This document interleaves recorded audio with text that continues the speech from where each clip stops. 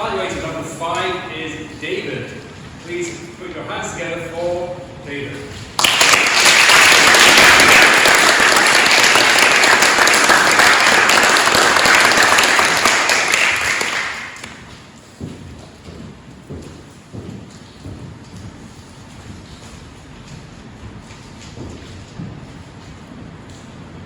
Gwen is really good at faking.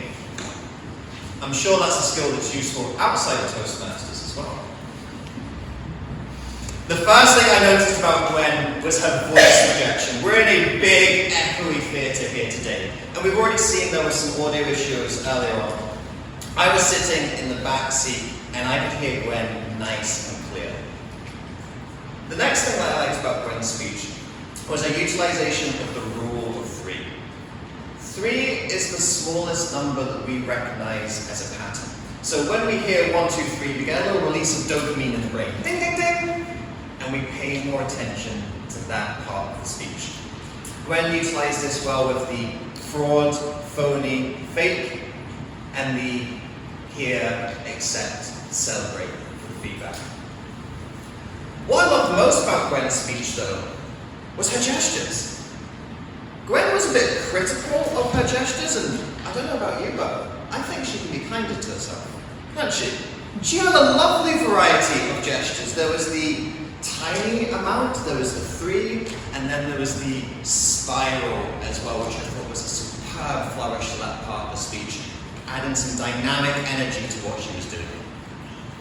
Now, of course, I would be fake if I said that all of the speech was positive. So I do have a couple suggestions to help Gwen improve.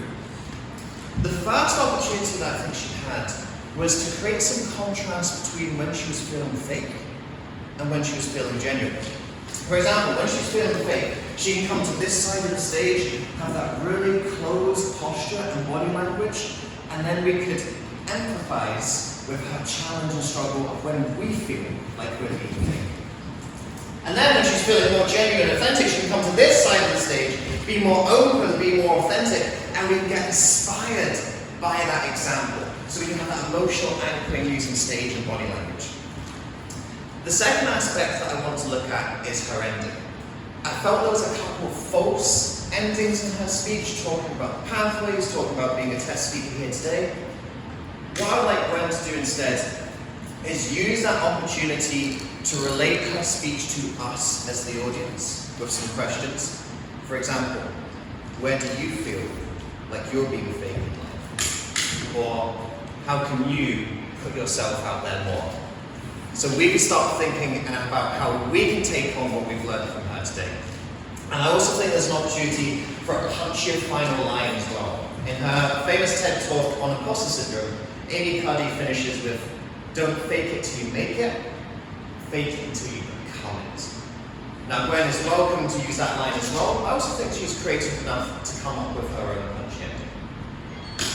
Overall, I think Gwen has given us a really relatable speech today. Great voice projection, using the rule of 3, superb variety of gestures, and I think if she makes those couple of alterations, the emotional contrasting, the fake and genuine, having a flourish at the end with her finish, then I think she won't need to fake it anymore, because she'll be the real deal.